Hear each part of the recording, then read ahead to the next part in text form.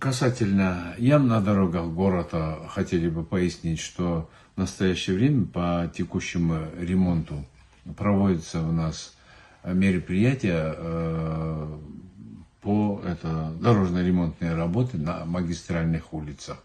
Немножко он у нас затянулся в связи с тем, что погода у нас дожди, неблагоприятные погодные условия мне мешают для асфальтирования улиц. В связи с этим сейчас мы, проводим текущий ремонт на магистральных улицах. И планируется его завершить до 15 июня с последующим переходом на улицы местного значения.